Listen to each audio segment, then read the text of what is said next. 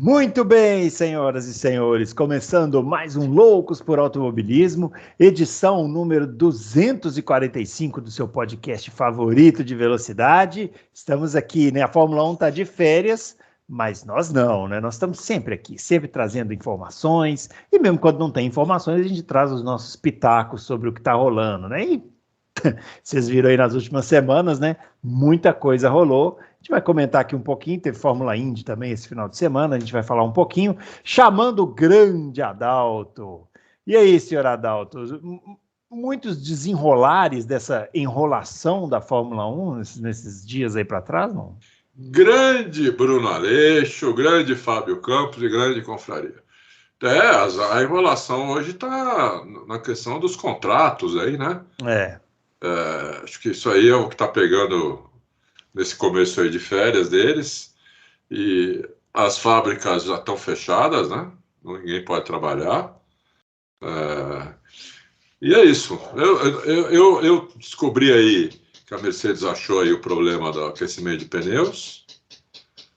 E, então nós podemos falar sobre isso depois. Muito bem, chamando também o Fábio Campos, ele que também não está de férias, também já vai aparecer aqui, hoje para especular um pouquinho, falar um pouquinho de Fórmula 1 no segundo semestre, as expectativas para o segundo semestre, não é isso, senhor Fábio Campos? Pode abrir a câmera, inclusive, se quiser. Eu estou tentando. Tá. Você está me ouvindo? Estamos ouvindo, mas se não quiser também, não precisa. A gente não vai obrigar ninguém a fazer nada. Tá. Mas não está indo. Já eu apareço aqui. Uma hora ele aparece. Assim que o nosso sistema aqui me der a permissão, eu estou tentando, mas só fica uma bolinha aqui na minha tela rodando. Mas, enfim, áudio, pelo menos enquanto o áudio estiver estabelecido, eu dou as boas-vindas a você, ao Adalto, ao nosso ouvinte. Enrolação em contrato é literal, né? Praticamente literal, porque os contratos estão realmente enrolados. Inclusive, eu estou tão enrolado que enquanto eu estou falando, a sua boca está se mexendo, porque está chegando com um delay tão grande para mim. Enfim, agora apareceu. Então a gente vai aos trancos e barrancos, a gente vai. O importante estar aqui conversando sobre automobilismo com o nosso ouvinte, que é um ouvinte que tem deixado a gente muito feliz, elogiado a gente. Vocês ficam falando que vai ser xingado, vai xingar por isso. Muita gente elogiando os nossos programas, gostando do nosso trabalho, então a gente está aqui por causa deles. Na semana que vem é outra história que a gente tem que conversar. A gente tem que ser sincero, né, que o Fábio Campos ele adquiriu muitos fãs assim ao longo desses últimos meses, né, muitas pessoas pedindo, mas ele arriscou muito mexendo com a Igreja Adventista da Sexta Marcha. Isso tem que ser dito, mas apareceu, né? Só 2, 3 gatos. Isso tem que ser dito. Ainda bem que eu não falei o que eu penso sobre isso. Você deixou muito claro. Eu falei lá nos comentários, mas aqui eu não falo, eu deixo para lá. Vamos deixar. Peraí. Vocês querem dizer o quê? Que o Senna era ruim? Não, olha lá, outro. Aí você começa a levar a discussão para o lado dos extremistas. Ninguém jamais falou que o Senna era ruim, porque quem fala que o Senna é ruim não entende nada cego, burro do negócio. Que o Senna não era o melhor? Aí já é outra discussão. Outra história mesmo, porque ele era o melhor disparado. Disparado. É verdade, era. Um bom tempo verbal. Eu gosto, sabe o que eu gosto? Eu gosto dos ouvintes que têm bom humor, igual teve um que escreveu assim: olha aqui esse Fábio Campos falar que o Hamilton é melhor que o Senna, isso é a mesma coisa que falar que o Cristiano Ronaldo é melhor que o Pelé. Aí teve um ouvinte que comentou assim: ué, mas o Cristiano Ronaldo é melhor do que o Pelé. É o bom humor. Os caras nasceram em 90, né, meu? Para falar isso, né? Muito... de 10 Cristiano Ronaldo para dar um Pelé. Eu não sei, eu não sou da geração do Pelé, então aí eu já não me meto, aí já é com vocês. Aí já é com vocês que são mais velhos. Eu não sei de nada, eu não vi nada, não sei de nada.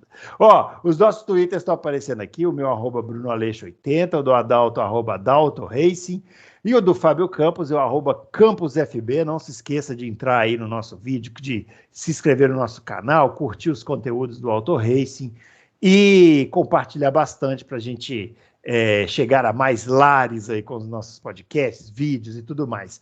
Mais lares foi bonito, gostei. Você gostou? Estamos sempre inovando nas linguagens, né? Bom, o grande assunto, né, da Fórmula 1, por incrível que pareça, né, já que aparentemente não temos um campeonato, né, o campeonato já está meio que encaminhado, não decidido, mas encaminhado, essa história aí de Piastri, Alpine, McLaren, Ricardo. Adalto, nessa última semana, desde que conversamos aqui pela última vez, na quinta-feira, houve algum avanço nessa história? Teve alguma novidade que pintou? O Ricardo ficou sabendo de alguma coisa? O que aconteceu depois disso? Vamos dar uma atualização para o nosso ouvinte. Bom, o que aconteceu é que a McLaren não se manifestou oficialmente, né? Oficialmente. Mas extraoficialmente, ela confessou que tem um contrato com o Piastri, o contrato já foi para a FIA, que já, como é que fala? Reconheceu esse contrato como válido, né?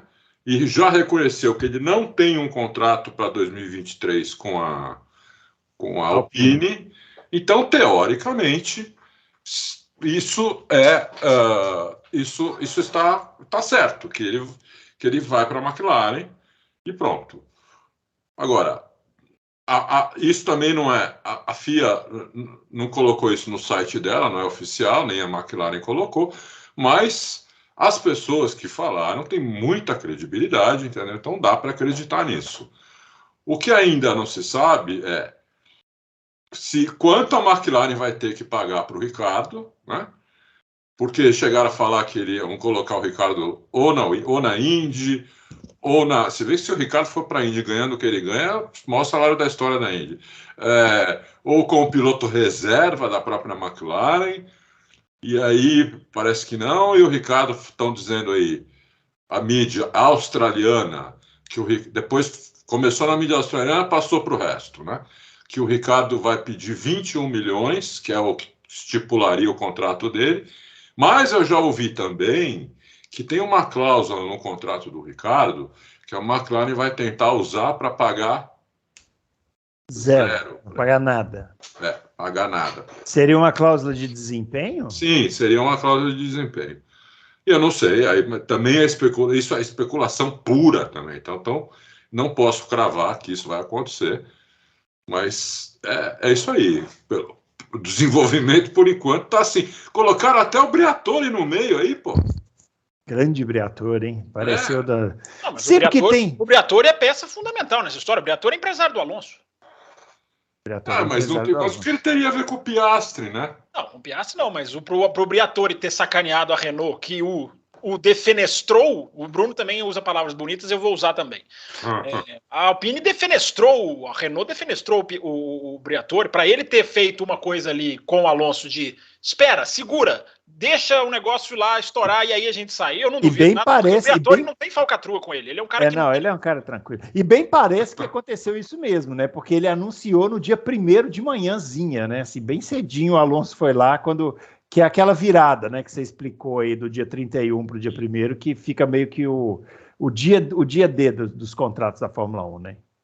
Costuma ser, né, Bruno? O Gary Anderson falou isso, né? Essa informação não é minha, eu jamais chutaria. Como o Tony Kanaan disse que os da Indy normalmente são 12 de junho ou 12 de julho, que coincide ali com a questão do Palou, que está vivendo uma situação, não é igual a do Piastri, mas é uma situação parecida, né? Porque lá parecida.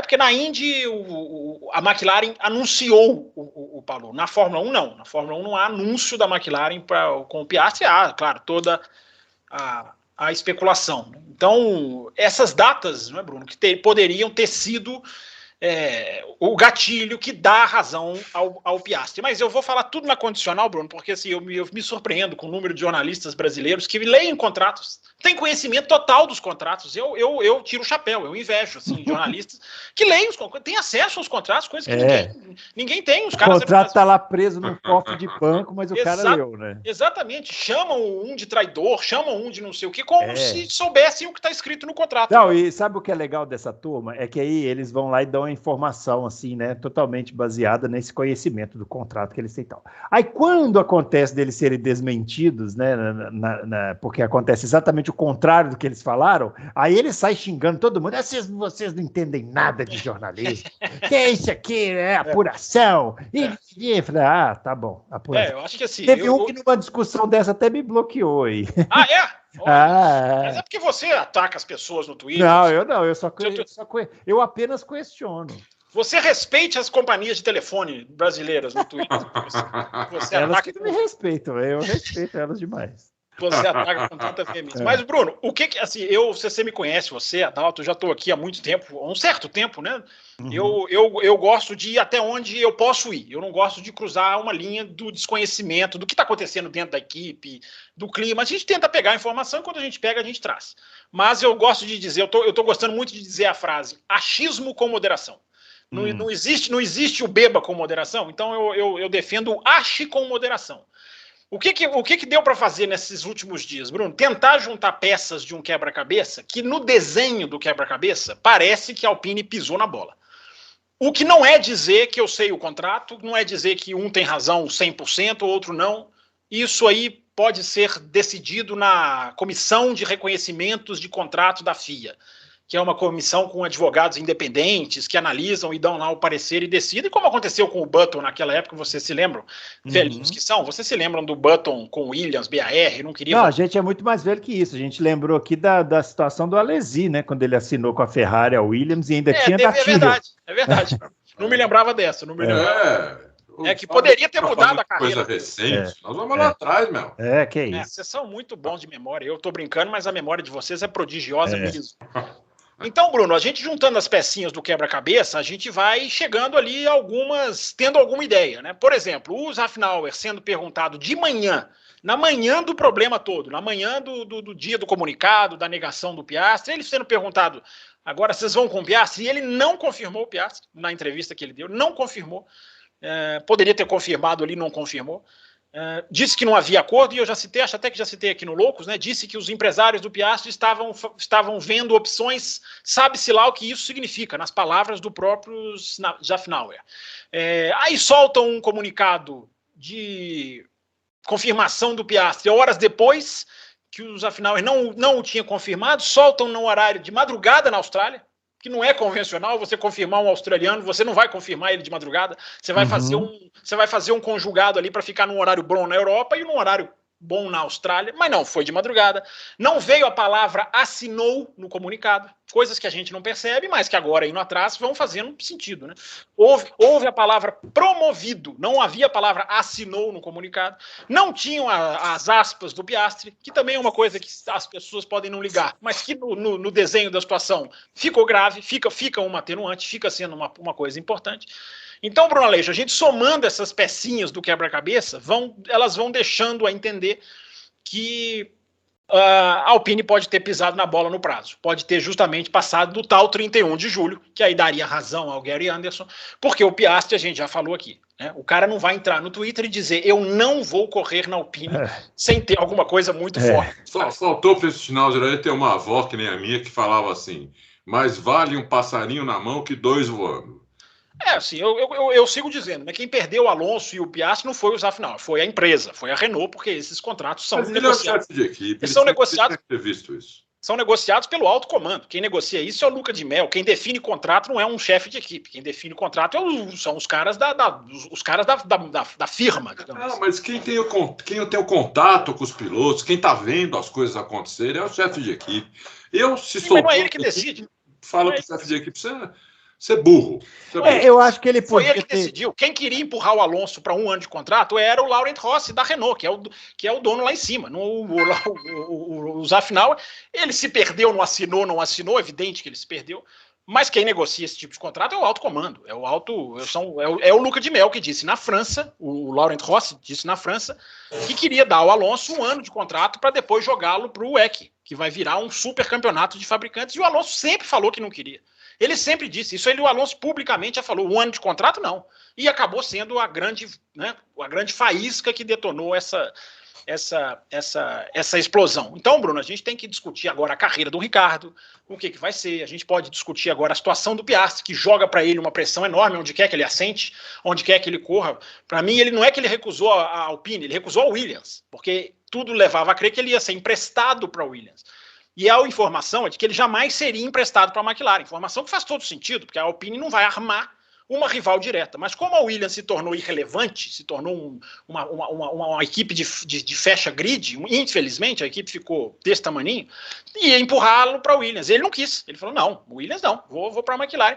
E a McLaren tem um poder de sedução que a gente também pode discutir aqui, Bruno Aleixo, porque tem seduzido muita gente de forma muito incisiva. Né? Isso aí é sem dúvida, né? Porque o que tem de piloto contratado pela McLaren hoje, né? Mas assento mesmo a confirmar esse do Piastri na Fórmula 1 não tem mais nenhum, né? Só tem na Fórmula E, na Indy talvez, com mais um carro, sei lá, não sei como eles vão resolver isso, né? Surgiu uma notícia, essa para mim foi muito surpreendente, de que o Rosenqvist, que já foi anunciado, não tem contrato assinado. Olha como esses anúncios vão ficando cada vez mais, alguns até enganosos, né? Alguns meses atrás se anunciou Rosenqvist da McLaren, agora as duas partes vêm dizer não está assinado, está acordado, vai depender do Palou. Enfim, eu já não sei de mais nada. Eu acho o seguinte, né? Eu acho que, diferente do Fábio, para mim, a culpa maior é do chefe da equipe, né? Ele está lá para isso, ele tem que fazer a pressão, ele não fez, ele falou merda, ele falou 5 minutos depois que não ia ficar com o Piastri, ele desejou boa sorte para o Alonso, e depois de meia hora foi na imprensa e falou que o Alonso era um traidor. Então, para mim, esse cara não serve. A questão do Ricardo...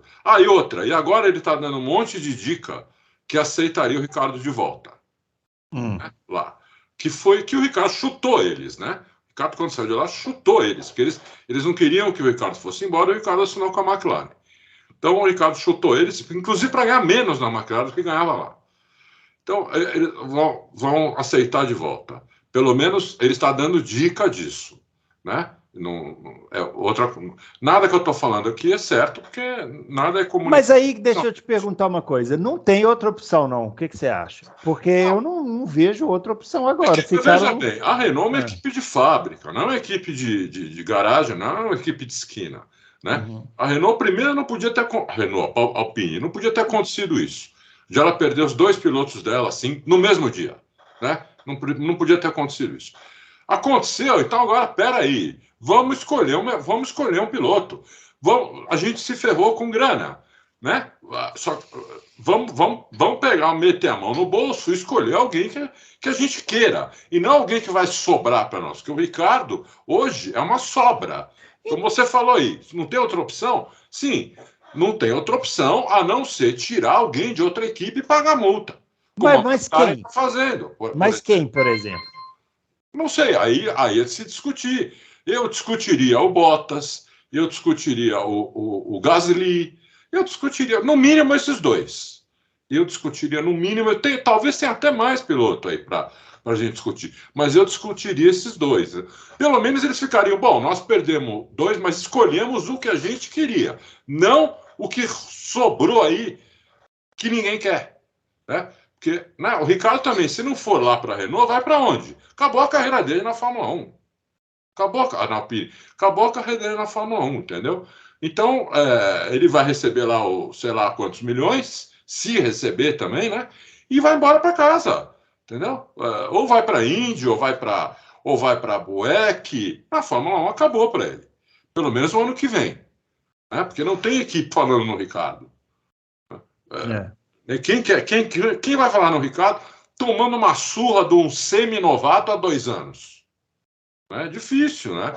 Então, eu acho que a Renault, o caso da Alpine é esse, quer dizer, eles pisaram na bola, eles são uma equipe de fábrica, eles tinham que estar em 3º, 4º no campeonato, mais né? No mínimo, porque eles estão lá há 300 anos, né? A Renault não chegou ontem lá. Como, por exemplo, a Aston Martin. A Aston Martin está na Fórmula 1 ontem. A Renault está lá desde a década de 70. A Aston Martin não está na Fórmula 1, né? A Aston Martin empresta o nome para uma equipe do Stroll, né? Então, empresta o nome para a equipe do Stroll, nem equipe de fábrica é. Então, a Renault não, a Renault está lá desde a década de 70, quer dizer, faz 50 anos que a Renault está na Fórmula 1. Ela não pode tomar esses golpes desse jeito. Eu acho vergonhoso isso daí, entendeu? Eu acho vergonhoso. Isso eu concordo com você. Acho que a Renault comeu muita bola porque ela deveria ter feito o que a Aston Martin fez com o Vettel. A Aston Martin, isso é uma informação. A Aston Martin virou para o Vettel e falou: Vettel, eu preciso que você decida. Eu preciso que você decida para eu tomar a minha decisão, para eu tomar o meu caminho.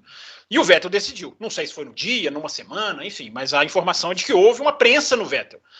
E aí a Renault não fez isso com, por exemplo, o Alonso. Alonso, eu preciso que você decida, porque eu tenho um Piastri aqui.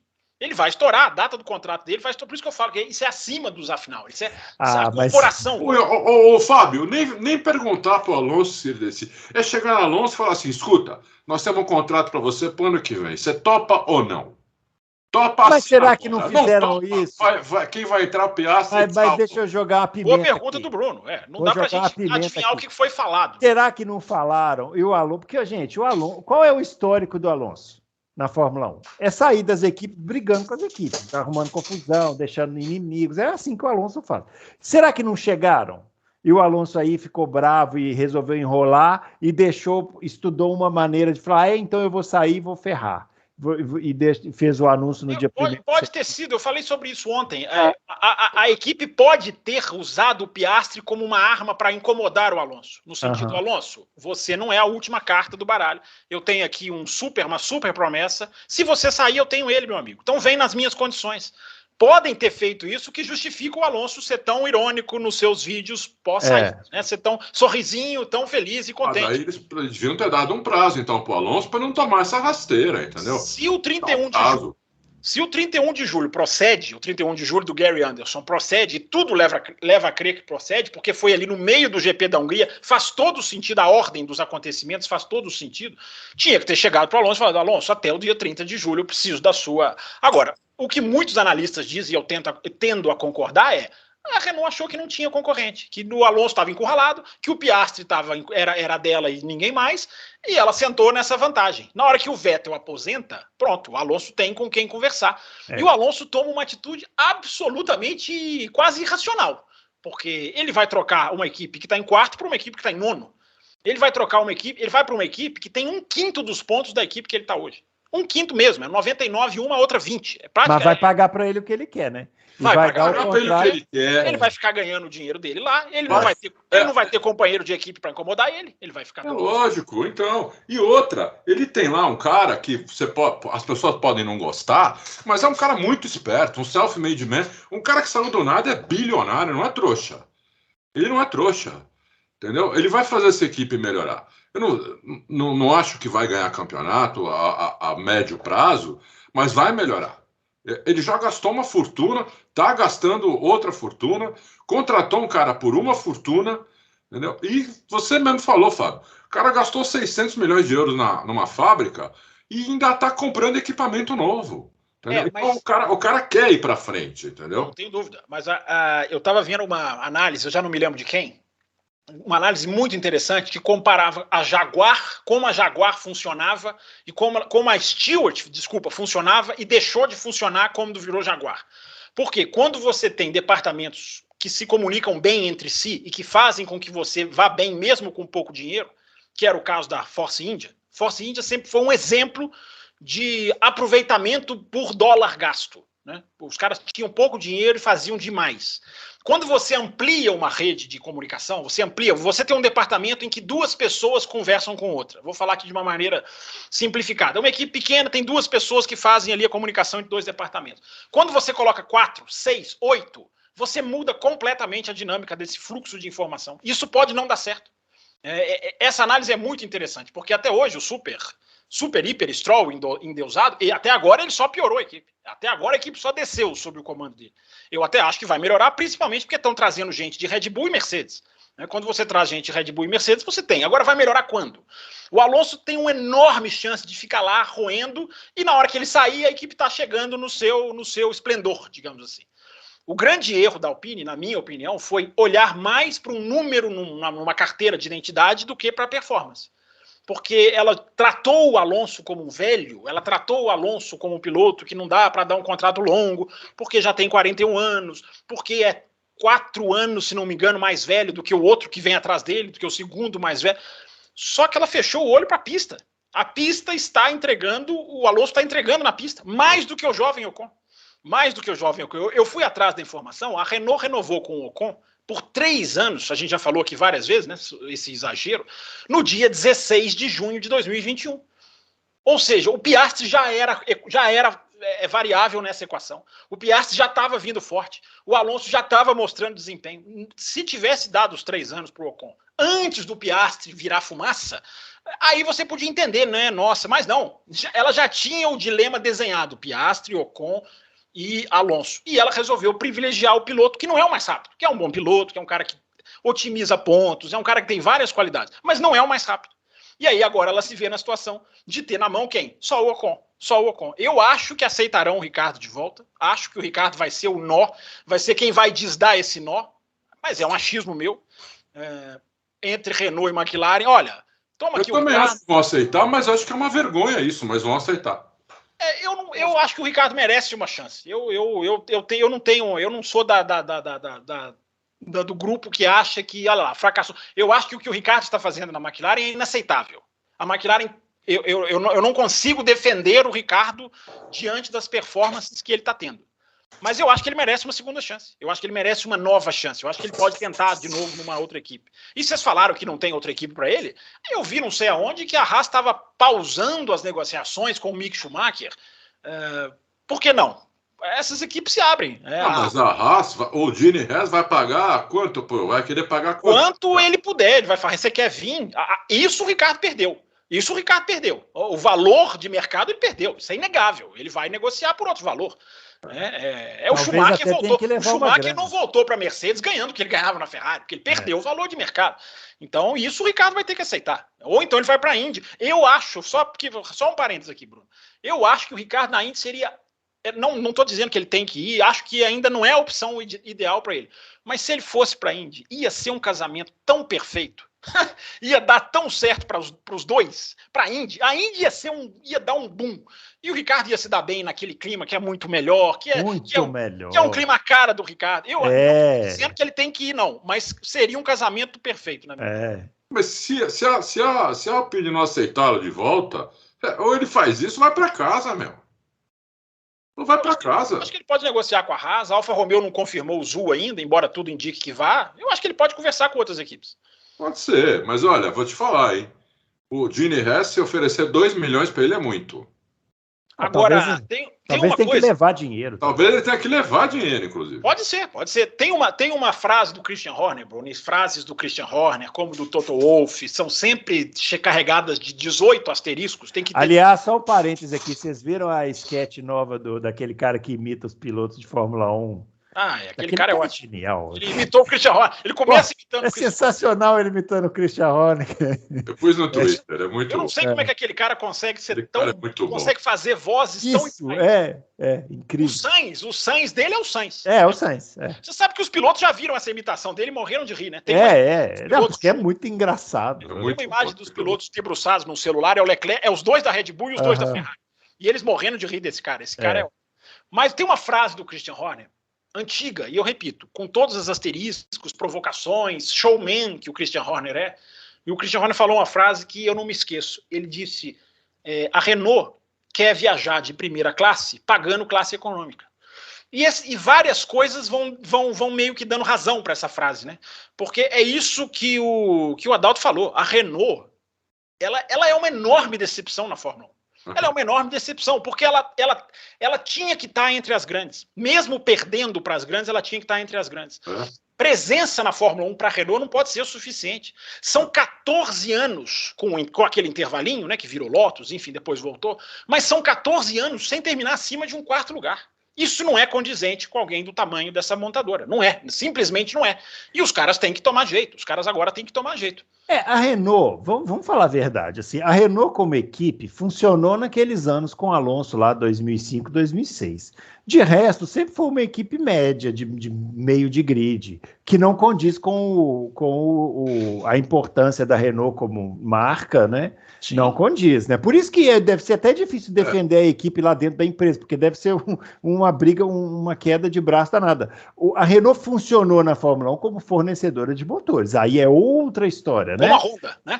Igual a Honda, mesma coisa que a Honda, a Renault, quando entrou em 77, aí ela colocou os tubos, ela era muito mais rápida. O problema é que quebrava. Quebrava. Mas assim, a diferença era 2 segundos mais rápida do que os outros, mas quebrava, né? Então, esse que era o problema. Os carros davam 15, 20 voltas e ficavam os dois na pista. Isso. Era ridículo até. Mas aí foram tirando potência, foram melhorando um pouquinho. Mas realmente, você tem razão. Sucesso mesmo é quando estava o Briatore e o Alonso lá, 2005, 2006. Só isso. Acabou. Depois que o Alonso saiu, não conseguiram mais. E depois, quando o Alonso voltou, né? Que ele voltou depois daquela coisa lá com a McLaren e tal, já não tinha mais. Aí eles até ganharam corridas, mas todo mundo sabe como, né? Então nem conta muito. Então é isso. Bom, agora, o contraponto, rapidinho, Bruno Aleixo, o contraponto é a sedução, a capacidade de sedução da McLaren, né? Que eu tô até colocando isso no Twitter hoje. Aqui vai subir agora durante a nossa gravação do programa, se eu não estou enganado. A McLaren consegue ir lá fisgar a jovem promessa da Renault que há muitos anos... Aliás, isso é uma coisa errada que tem se falado, né? Muita gente querendo atacar o Piastri, dizendo, nossa, dá as costas para a equipe que o criou. Não. Quando o Alpine pega o Piastri, ele já está ali Fórmula 3. Ele já está ali, já está tarde na carreira dele. É claro que ajudou, é claro que teve importância, é claro que deu assistência, mas calma lá com o sentimentalismo de que ele deve tudo à Renault. Não deve. Deve muito, mas não deve tudo. Porque já era campeão quando a Renault foi se envolver com ele. Eu não acho desculpa, mas eu não acho nem que deva alguma coisa. A Fórmula 1 é regida por contrato, gente. Se o cara teve abertura no contrato, ele tem direito. Entendeu? Tem direito. Ele tem direito de falar, cara, os caras não renovaram. Passou a data de opção, eu não quero ir para a Williams, porque o caminho do Piastri era a Williams. Estava acordado, porque essa é outra informação que dizem, de que o contrato obrigava ele a ter um assento o ano que vem. Se a Renault não desse um assento para ele, isso é uma informação que circula, sempre dizendo, sempre deixando, que se a Renault não desse um assento para ele, ele estava livre. Então a Renault estava acordada com a Williams. E o cara falou, entre Williams e McLaren, eu quero ir para a McLaren. Agora, o que tem nessa McLaren que é impressionante, né? Que seduz o campeão da Indy, tirando o campeão da Indy da Ganassi, faz o cara querer, pega a jovem promessa da Renault, tem uma capacidade de amarrar o Norris por 3 anos, o Norris sendo ali a bolacha do pacote, a McLaren de meio de pelotão e consegue cravar 3 anos com esse cara, que é a bola da vez da Fórmula 1. Então a McLaren, Bruno, ela tem uma capacidade de negociação. Zac Brown, não é Andrea Seidel, é o que eu estou dizendo. Quem faz isso são os grandes. Quem faz isso são os grandes. Pois é, mas não é o Andrea Seidel. Mas é que o Zac Brown, ele toma isso para ele. Mas é porque ele é o dono, ele é o CEO da equipe. Então, ele é o CEO, mas é diferente, como o Toto Wolff, toma isso para ele. Que é dono da Mercedes. Já na Red Bull, quem toma isso é o Pirata, não é o Christian Horner. É o Pirata, que troca, manda piloto para cá, contrata para lá, manda... É ele, entendeu? O chefe de equipe que tem... O chefe de equipe... Quem é? A gente não sabe. É o Laurent Rossi, porque o Laurent Rossi estava dando detalhes na França da negociação com o Alonso. Ele estava falando sobre a negociação. Ele até disse a frase, a equipe é dele. It's his team, ele falou. Vou te falar, o chefe de equipe que tem carta branca é o Gunther Steiner. Esse tem carta branca. Fábio, o cara que faz isso tem que dar a cara. Esse Laurent Rossi não faz isso, entendeu? Ele tem que dar a cara para bater. Quem dá a cara para bater lá é o Schnauzer, não é o Laurent Rossi. É ele. Ele tá ali, chefe de equipe, ele tá no final de semana. O Laurent Rossi não tá em todo o final de semana. Todos têm culpa. Eu só acho que a nível de negociação de contrato é lá em cima. É porque eu tô dando mérito, inclusive, pro Zac Brown. Porque o Zac Brown ele tem que ter um envolvimento nisso tudo, porque ele é que amarrou Indy, Fórmula E e Fórmula 1. Então, é impressionante o que ele tá fazendo. Não, mas a gente sabe, todo mundo sabe disso, entendeu? Lá nas outras equipes, lá na Alpine, a gente não sabe. Isso não é divulgado, nada, entendeu? Eu acho muito como eu falo, né? Parece uma equipe estatal, né? Então, fica essa zona aí. Muito bem, ó, vamos falar um pouquinho da Ferrari, porque a Ferrari no primeiro semestre, né, ela teve, em tese, pelo menos em algumas corridas, o melhor carro, né, da temporada, e ela chega nesse intervalo agora de férias aí da Fórmula 1 numa situação em que ela está praticamente fora da briga pelo título, né, precisa de ter, assim, um resultado fantástico, com abandonos da Red Bull, para poder colocar seus pilotos na disputa pelo título, né. Qual é o caminho da Ferrari de agora até o final do ano, Adalto? O que você acha? Bom, eu não acredito que eles vão demitir o Mattia Binotto, né? Eles vão ficar com o Mattia Binotto, porque não tem outro também para colocar lá, que eu saiba, não tem outro para colocar lá. Então eles vão continuar com ele. Eu acho que eles deviam rever os estrategistas, né? E eu espero que nos 14 dias que eles vão poder trabalhar agora nesse mês, eles foquem na confiabilidade da UP, né? Porque é o que resta para eles. O carro deles é bom, o carro deles é rápido, mas quebra o P, né? É o P que quebra, e a estratégia de corrida é muito ruim. Então, eu acho que eles têm que mexer nessas duas coisas. Porque senão, eles, em vez de olharem para a Red Bull, eles têm que olhar para a Mercedes. Em vez de olhar para frente, tem que olhar para trás. Senão é capaz de eles perderem o vice para a Mercedes. Entendeu? Porque a Mercedes está pouquíssimos pontos atrás e está em ascensão. Enquanto eles não, né? Eles estão com esse problema aí. Então, eu acho que eles deviam se focar nesses dois problemas para essas 9 corridas restantes. É muito ponto, né? Dá para acontecer um monte de coisa. É difícil eles ganharem, acho muito difícil, quase impossível, né? Se você for lá nas casas de apostas agora para apostar no Verstappen, por exemplo, campeão do mundo, você perde dinheiro. Porque a cada $1 que você aposta, eles te devolvem $1,08. Ou seja, um imposto come esses 8 centavos e você acaba recebendo 90 centavos por $1 que você apostou. Então, essa é a vantagem que o Verstappen tem hoje em quem põe dinheiro no negócio, entendeu? Ou seja, está muito difícil realmente para a Ferrari. Eu acho que eles têm que se focar nisso. E é isso, Fábio Campos. E essa Ferrari até o final do ano? Bruno, eu também acho que não vão fazer nenhuma grande troca nesse momento.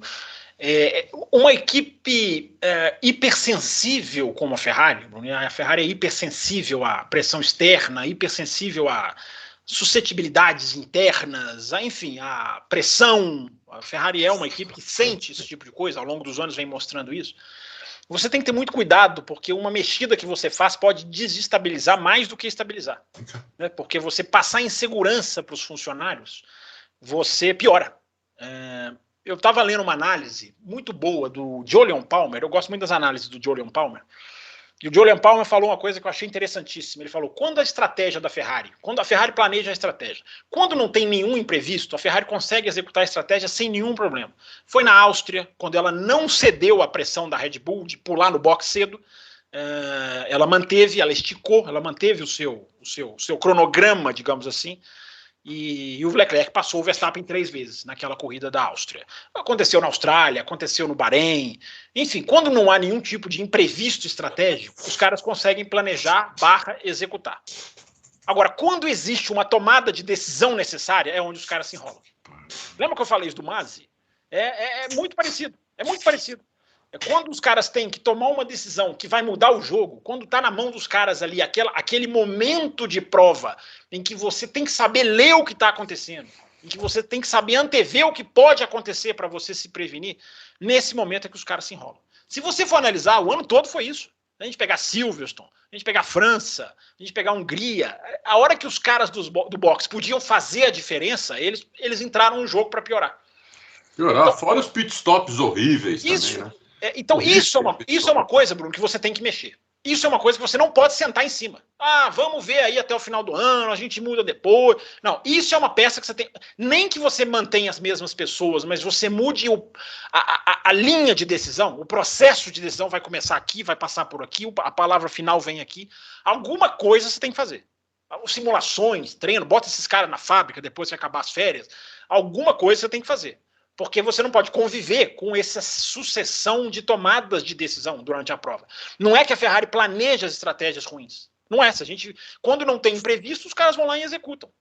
Agora, Fórmula 1 não é isso. Fórmula 1, muitas vezes, ainda mais essa, que é a Fórmula Pneu, você precisa entrar na decisão para você virar o jogo ou para você sustentar uma posição. E a Ferrari não tem isso hoje. A Ferrari hoje ela não tem isso. Então, isso é uma coisa que precisa ser trabalhada. Isso é uma coisa que precisa ser evoluída. E isso não dá para esperar o ano que vem. Porque mesmo que esse ano já esteja perdido, você implementar isso e você conseguir essa evolução, isso vai te dar fruto no ano que vem.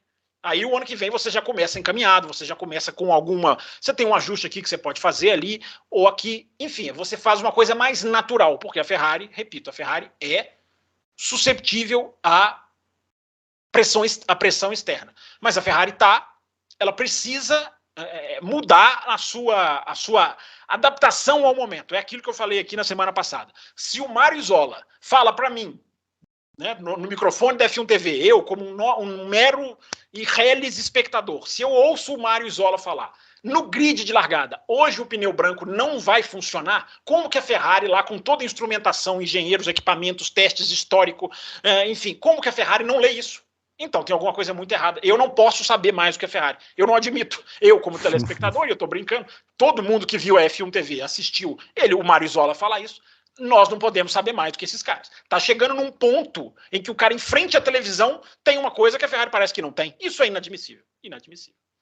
É isso aí. Ô, Adalto, você falou um pouquinho sobre a Mercedes aí na abertura, que eles descobriram aí um segredinho e tal. Como é que é a Mercedes para o segundo? Você falou também que a Ferrari tem que ficar de olho na Mercedes, né? Será que a Mercedes vai crescer nessa segunda metade? Eu acho que vai. Eu acho que vai crescer. Eu acho que tem vários pontos aí pequenos que todos somados vão fazer a Mercedes melhorar. E eu sou capaz de apostar que eles vão conseguir vencer corrida. Talvez mais que... só não sei quando. O que acontece é o seguinte, né? A Mercedes ela tinha aquele problema sério de aquecimento de pneus. Uhum. E na Hungria, eles fizeram 3 coisas ali que parece que resolveu o problema, pelo menos na Hungria resolveu. Eles mexeram... Uma dessas... Aliás, a primeira informação foi essa, que eu vi da Juliana Serrassoli, que eles tinham mexido na calota das rodas, né? Para melhorar o aquecimento do pneu. Eu falei, pô, tá aí, faz todo sentido. Uhum. Aí eu falei com o Dude, ele falou, não, realmente foi isso, um pequeno ajuste na suspensão também, pouca coisa, não é uma suspensão nova, nada, é um ajuste, e um ajuste nos dutos de freio.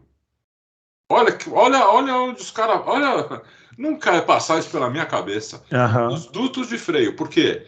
Os dutos de freio estavam de uma maneira para eles não esquentarem de jeito nenhum, porque isso é um problema que aconteceu inclusive com a McLaren, com várias equipes, que estava dissipando demais o calor até. Então eles deram uma pequena fechadinha no duto de freio, são um pouquinho mais fechados do que estava, é pouca coisa. Um ajustezinho de suspensão, a calota, e parece que resolveu o problema. Eles vão ter essa certeza agora em Spa, né, porque ele falou, olha, eu não posso dar essa certeza absoluta disso, porque algumas certezas que a gente tinha antes não deram certo, né? Que a gente acabava uma corrida, a gente tinha certeza que o problema tinha sido X, arrumava isso para a próxima corrida e não funcionava, não acontecia nada, entendeu? Mas dessa vez funcionou na pista e a gente não tem razão para crer que não vai funcionar de novo em Spa, entendeu? Apesar de lá ter outras, o ajuste da suspensão ser outro e do freio também, mas eles já sabem que não pode dissipar, estava dissipando demais o calor do freio desde o começo, né? E vai dissipar um pouco, eles fizeram um duto que dissipa um pouco menos, a calota vai ser a mesma, o mesmo ajuste na calota. Vamos ver o que eles vão fazer na questão da suspensão. Mas essas três coisas, o que faz com que a Mercedes melhore muito em classificação. Porque o problema deles era esse, não conseguia esquentar o pneu para a volta rápida, né? E no começo dos stints também, né?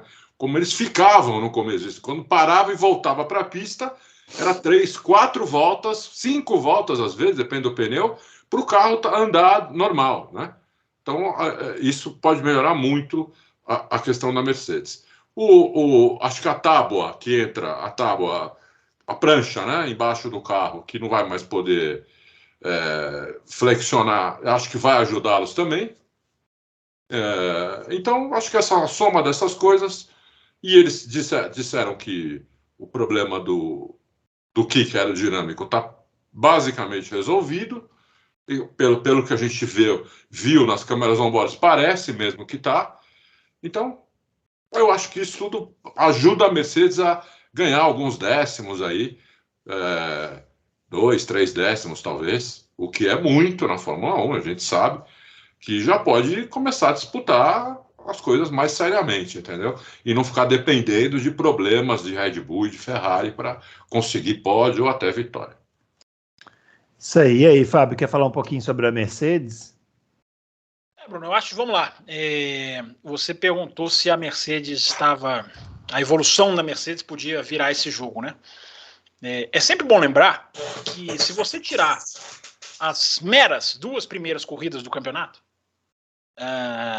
Bahrein e Arábia Saudita, lá atrás, quando, né, uma estava em crise e a outra cintilantemente colhia os louros de ter trabalhado muito tempo no seu carro, mas se você tirar as 2 primeiras corridas do campeonato apenas, a Mercedes tem mais pontos que a Ferrari. A Mercedes tem mais pontos marcados que a Ferrari a partir da Austrália para cá. Lembrando que a Ferrari venceu várias corridas. Venceu 3 com Leclerc e 1 com Sainz. A Mercedes não ganhou nenhuma. E a Mercedes tem mais pontos que a Ferrari. Mas aí foi circunstancial, né? Não foi desempenho, né? Eu acho que a efetividade da equipe é que fica bem clara nesse número. Claro que o carro não se compara, evidentemente o carro não se compara, embora na Hungria a gente tenha tido a primeira prova em que a Mercedes, digamos assim, esteve envolvida na prova de forma pura, né, numa possível vitória. Na Hungria foi só que isso aconteceu. Nas outras não. Mas eu acho que a pontuação, a Mercedes marca mais pontos que a Ferrari, né, em 11 das 13 corridas do ano, é fantástico, né? É uma prova fantástica de pontuação, evidentemente, não é desempenho, mas é um número bem assintoso. Se você parar para pensar que nesse domingo de Hungria o Russell passou o Sainz na tabela, é assustador. O Sainz passou, o Russell tem mais pontos que o Sainz. O George Russell está a 20 pontos do Leclerc, que é o cara da Ferrari que ganhou 3 corridas no ano, o Sainz não ganhou nenhuma. Então, assim, essas coisas são assustadoras negativamente para a Ferrari, mas são positivas para a Mercedes. São mostras de que a Mercedes tem algo em que se pegar. O carro, eu não vou cravar que o carro voltou, que o carro está assim, que o carro resolveu os problemas. Eu não vou cravar por uma prova, porque a gente está vivendo um ano em que nem Red Bull e Ferrari a gente consegue cravar quem está em qual ponto, porque é a fórmula em que o ajuste do pneu está fazendo hiper diferente. Já fazia o ano passado? Fazia, mas nesse ano de carros desconhecidos, ainda não totalmente mapeados pelos engenheiros, esse fator está sendo multiplicado por 5, 6, 7. Então é por isso que a gente vê essas loucuras, né, de chegar na Hungria, fria, uma pista que sem reta, uma pista em que na sexta faz 55, aí vai no sábado faz 20 e poucos, a Mercedes vai lá e crava, faz uma pole sem fazer nenhum setor mais rápido. A gente vê essas loucuras maravilhosas, inclusive, né? Loucuras que deveriam existir mais, tão até pequenas. Eu acho, Bruno, eu prefiro esperar. Eu acho que a análise técnica que eu consigo fazer da Mercedes é de que as velocidades de reta a Mercedes tem ficado muito para trás. Então, isso não tinha na Hungria. Então, isso pode ser um fator, sim, que ajudou ali o final de semana a ser melhor. Isso, Spa vai ser um bom exemplo. Spa e Itália, né? Que vem vem Spa, depois vem Holanda e depois Itália, né? Vem as 3 logo na sequência. eu acho que vai ser um bom parâmetro para a gente conseguir avaliar. Mas é aquilo que eu falo, né, Bruno? A gente acha que esse carro casa com tal pista. Se não casar com o pneu, meu amigo, se um cara não fizer o ajuste, se o cara não souber ler uma pista que pode emborrachar de mais de um dia para o outro, ou desemborrachar por causa da chuva, não adianta ser a equipe da reta, a equipe da curva, a equipe da curva de alta. Claro que essas coisas contam, mas elas ficam em segundo plano se você não pegar a janela do pneu. Então vamos ver a Mercedes, se ela ajustar essa questão do pneu. Eu acho que ela tem tudo. Eu acho também que ela vai ganhar uma corrida esse ano. Agora minha dúvida é como. Ela vai ganhar uma corrida esse ano, contando com uma corrida maluca, com uma corrida que tem acontecido, esses 5 carros dividindo uma curva, uma Silverstone da vida, ou ela vai ganhar puramente uma corrida. Então essa é a grande dúvida. Mas eu acho que vai ganhar, porque está batendo na trave, conseguiu o segundo e terceiro nos 2 últimos grandes prêmios. Então não é nenhuma loucura você falar que esses caras podem beliscar uma vitória. É isso aí. Muito bem, pessoal, caminhando aqui para a reta final, vamos falar da Fórmula Indy rapidinho, né? Teve o GP de Nashville esse final de semana.